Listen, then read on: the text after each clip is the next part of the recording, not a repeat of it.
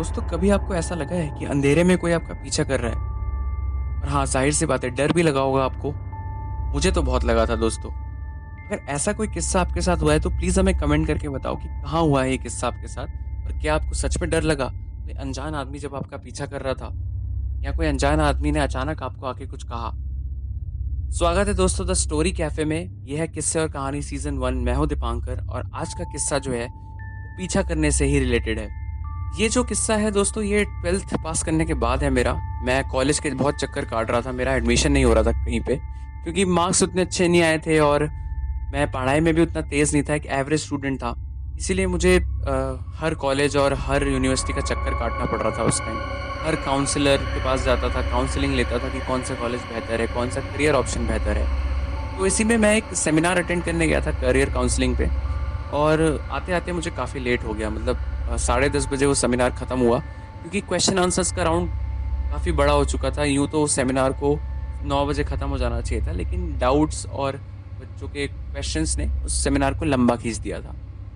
साढ़े 10 बजे मैं बाहर निकला। वो जो ऑडिटोरियम था वो ऐसी जगह था जहाँ से बस स्टैंड थोड़ा-सा दूर था, तो मैंने सोचा कि चल के पहुँच जाऊँगा। मैं चलने लगा रोड पे, रोड सुनसान हो चुकी थी, दुकानें बंद हो चुकी थी और मुझे रियलाइज़ हुआ कि बस स्टैंड काफ़ी दूर है। मतलब मैं जो अनुमान लगा रहा था बस स्टैंड की दूरी का, उसमें शायद थोड़ी मेरी कैलकुलेशन में मिस्टेक हो गई है। अपने घरवालों को भी मैं नहीं बुला सकता था, क्योंकि मेरे घरवाले हरिद्वार गए हुए थे। हरिद्वार से तो ज़ाहिर-सी बात है ऑडिटोरियम मुझे लेने आते नहीं, तो मुझे खुद ही जाना था घर और खुद ही पहुँचना था। जैसे-जैसे बस स्टैंड पहुँचा और दोस्तों बस स्टैंड पहुँचने के बाद मुझे रियलाइज़ हुआ कि कोई बस नहीं है वहाँ पे और इंतज़ार करने के अलावा और कोई ऑप्शन भी नहीं है। मेट्रो नहीं होती थी दोस्तों, तब दिल्ली की बात कर रहा हूँ मैं, दिल्ली में मेट्रो नहीं आई थी उस टाइम। और जो डीटीसी बसें हैं यानी डीटीसी यानी दिल्ली ट्रांसपोर्ट कॉर्पोरेशन की जो बसें हैं, वो मॉडिफ़ाई हो रही थी। लो फ्लोर बसें धीरे-धीरे आ रही थी, इतनी ज़्यादा दिखाई नहीं देती थी। मान लीजिए 3 नॉर्मल बसें आई तो 1 लो फ्लोर आ जाती थी। ऐसा आलम था उस टाइम दिल्ली का। मैं वेट करने लगा और वो ठंड की एक बहुत भयानक रात थी। द दोस्तों मुझे ये किस्सा इसलिए याद है क्योंकि उस टाइम 1 डिग्री सेल्सियस था दिल्ली में और मैं जैकेट पहन के, टोपी पहन के बैठा था। तब भी मैं काँप रहा था बस स्टैंड में, क्योंकि हवा चल रही थी बहुत तेज़। ठंडी शीतलहर जो होती है, पहाड़ों से जो शीतलहर आती है, वो शीतलहर चल रही थी। मैं आपको शब्दों में नहीं बोल सकता कितनी ठंड थी उस दिन। मैं बैठा हुआ था, काफ़ी टाइम हो गया, 11 बज गया, सवा 11 बज गया, कोई बस नहीं आ रही है।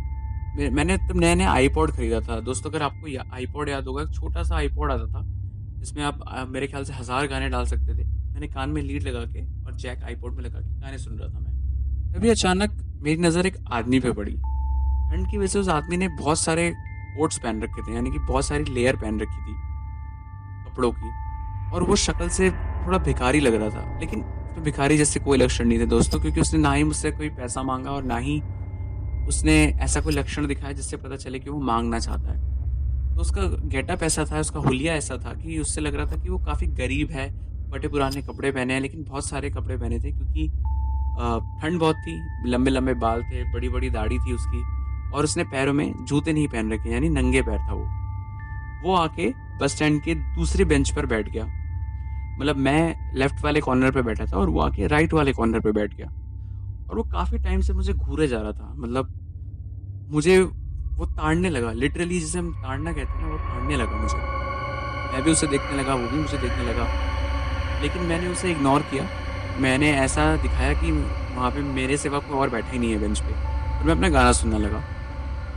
अचानक मैं नोटिस करता हूँ कि हम दोनों की जो दूरी है वो कम हो गई है, यानी कि वो आदमी थोड़ा सरकता हुआ मेरी तरफ आ गया है। मुझे लगा शायद मेरा ही भ्रम होगा, पहले पहले से ही वो आदमी वहीं बैठा होगा। मैंने उसको फिर इग्नोर किया, फिर नज़रअंदाज करते हुए मैं अपने गाने सुनने लगा। कुछ देर बाद मैं देखता हूँ कि फिर वो आदमी और मेरे करीब आ गया है और उस आदमी का जो रिएक्शन था, यानी कि उस आदमी का जो एक्सप्रेशन था चेहरे का, वो मुझे काफ़ी डरावना लग रहा था और मुझे लिटरली बहुत डर लगने लगा। फिर मैंने नोटिस किया वो और करीब आ गया। अब मैंने नोटिस किया वो बहुत ज़्यादा करीब आ चुका था और जैसे ही वो अपना हाथ मेरी तरफ बढ़ाने लगा, मैं डर गया दोस्तों। लिटरली मेरी जो हार्ट बीट थी वो एकदम तेज़ी से भागने लगी। मैंने अपना बैग उठाया और भागना चालू किया और भागते-भागते मैं निकल गया। मेरे दिमाग में ये चल रहा था कि इसी रोड पे एक दूसरा बस स्टैंड है, मैं वहां पहुंच जाऊंगा तो मैं बच जाऊंगा। और डर इतना लग रहा था दोस्तों मुझे कि मैंने पीछे मुड़ के देखा ही नहीं कि वो बंदा आ रहा है नहीं आ रहा है, कुछ कर रहा है। मैं भागता रहा और भागते भागते भागते जब तक मैं दूसरे बस स्टैंड तक पहुंच नहीं गया तब तक मैं रुका नहीं दोस्तों, क्योंकि मैं इतना डर गया था उस आदमी से। सोचो यार, खुद भी कोई अनजान आदमी एक ऐसा हुलिया बना रखा है उसने, और वो आके तुम पे अटैक करे या फिर तुमसे बात भी करने की कोशिश करे तो बहुत ही अजीब लगेगा। और आपको डर लगेगा सबसे पहले तो, क्योंकि वो नॉर्मल नहीं है सोसाइटी में, है ना। मैं बस स्टैंड पहुंचा, मैंने राहत की सांस ली, मैं बैठा और मेरी सांसें बहुत तेज तेज चल रही थी। सांसें तेज होने के बाद मेरी हल्की सी झपकी लगने वाली थी, लेकिन तभी मैंने टाइम देखा और देखा 11:30 बज चुके हैं और कोई बस नहीं है अभी तक। मैं थक गया था तो मैं बैठ के थोड़ा आराम करने लगा। फिर टाइम देखा देखा 11:15 बज चुके हैं, कोई बस नहीं है।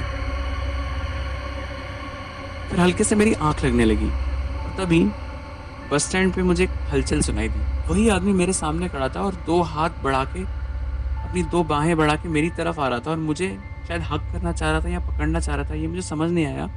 और मैं धीरे धीरे पीछे होने लगा। धीरे धीरे पीछे होते मुझे ये रियलाइज हुआ कि मेरा बैग बस स्टैंड की बेंच पे ही रह गया है और मैं भाग नहीं सकता बिना बैग के। वो आदमी मेरे पास आया और मुझे लगता है कि शायद बहुत कमजोर था वो आदमी। उसके कमजोर होने की वजह से वो अचानक जमीन पे गिर गया। मुझे और डर लगा, मुझे लगा अब इसको क्या हो गया। मैंने उसे हिलाया थोड़ा सा, कोई हलचल नहीं थी। मैंने थोड़ा उसे सीधा किया तो मुझे देखा कि उसकी नाक से खून निकल रहा है। और ये सब चीजें दोस्तों इतनी जल्दी जल्दी हो रही थी कि, और मेरे लिए भी नई थी ये सब चीजें। मैं बहुत घबराया हुआ सा था। मैंने आसपास देखा, कोई आदमी नहीं जिससे मैं मदद मांगू इस आदमी के लिए। आदमी तो छोड़ो दोस्तों, सड़क पे कोई कुत्ता भी नजर नहीं आ रहा था। इतनी ठंड एक तो, और ऊपर से गाड़ियां चल रही थी इस सड़क पे, इक्का दुक्का गाड़ियां चल रही थी, कोई बस नहीं थी। तो वैसे भी यार ठंड में अंधेरा बहुत जल्दी हो जाता है, तो लोग प्रेफर करते हैं कि 9-10 बजे तक अपना काम खत्म करके वापस घर पे हो लिया जाए। मैंने देखा आसपास कोई फोन बूथ नहीं, कुछ नहीं। मैंने अपना मोबाइल निकाला, बहुत पुराने जमाने का एक सैमसंग का मोबाइल था मेरे पास, कीपैड वाला मोबाइल। स्मार्टफोन नहीं था उस जमाने में, स्मार्टफोन का चलन इतना नहीं था। मैंने उससे पुलिस को फ़ोन किया। 15-20 मिनट में पुलिस और एक एम्बुलेंस आई। मैंने वो किस्सा 100 नंबर पे बताया था कि मेरे साथ ऐसा ऐसा हुआ है और एक आदमी गिर गया, उसके नाक से खून निकल रहा है। एक एम्बुलेंस और एक पुलिस आई। पुलिस ने मुझसे पूछा, मैंने पुलिस को बताया कि क्या क्या हुआ है, और उस आदमी को वो लोग एम्बुलेंस में भर के ले गए। दिल्ली पुलिस का मैं पहली बार शुक्रिया अदा करता हूँ, क्योंकि उन्होंने देखा कि कोई बस नहीं, उन्होंने कहा आप जीप में बैठो, आप थाने चलो हमारे साथ, फिर हम आपके लिए कुछ अरेंज करा देंगे वहाँ से। उन्होंने मुझे बोला कि घर से कोई आ सकता है तुम्हें लेने। मैंने बोला नहीं, हरिद्वार गए हुए हैं। उन्होंने कहा कोई दोस्त, कोई रिश्तेदार। तब मैंने सोचा हाँ, दोस्त तो काफ़ी हैं और काम भी आएंगे। तो मैंने एक दोस्त को फ़ोन किया, उसने कहा ठीक है मैं आता हूँ। वो दोस्त अपनी स्कूटी लेके आया मुझे लेने के लिए। तब सुबह के 5-5:30 बज रहे थे। और जाने से पहले मैंने उस आदमी के बारे में इंस्पेक्टर साहब से पूछा, तो इंस्पेक्टर साहब ने मुझे बताया उसकी दुखद कहानी के बारे में। एक एक्सीडेंट में उस आदमी की पत्नी और उस आदमी का एक बेटा था 17 साल का, उसकी एक्सीडेंट में मौत हो गई थी, और उसके बाद ही उसका मानसिक संतुलन थोड़ा हिल गया था। काफ़ी शौक लगा था उसे उस हादसे की वजह से। और मेरी उम्र भी तो 17-18 साल थी, और मुझे लगता है कि हर 17-18 साल के लड़के में उसे अपना बेटा नजर आता होगा, तभी वो शायद मुझे करने की या मुझे हक करने की कोशिश कर रहा था उस टाइम, जो कि जायज़ है। फिर मुझे बाद में रियलाइज़ हुआ कि शायद मुझे उससे डरना नहीं चाहिए था, और क्योंकि ठंड इतनी थी और उसने काफ़ी दिनों से कुछ खाया पिया नहीं था, शरीर कमज़ोर होने की वजह से वो गिर गया था।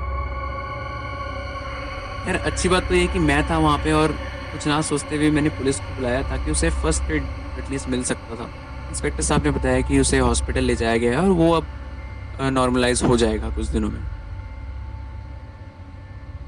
मैं अपने दोस्त के साथ वापस आ गया, और लेकिन फिर भी ये किस्सा मेरे दिमाग में रह गया, क्योंकि वो रात ऐसी थी कि मैं सच में बहुत ज़्यादा डर गया था। और वो डर की जो फीलिंग है ना, वो कभी कभी जाती नहीं है आपके दिमाग से। आई एम श्योर कि आपके साथ भी कुछ ऐसा हादसा हुआ होगा जिससे आपको बहुत डर लगा होगा। तो प्लीज़ हमें कमेंट करके बताइए कि मैं इकलौता ही नहीं हूँ जिसको डर लगता है, या आपको भी डर लगता है। तो ये किस्सा यहीं तक था दोस्तों। अभी के लिए इजाज़त लूँगा आपसे। एक और बढ़िया कहानी के साथ हाजिर हो जाऊँगा आपके पास। तब तक के लिए ध्यान रखिए अपना। टेक केयर और बाय बाय। Thank you.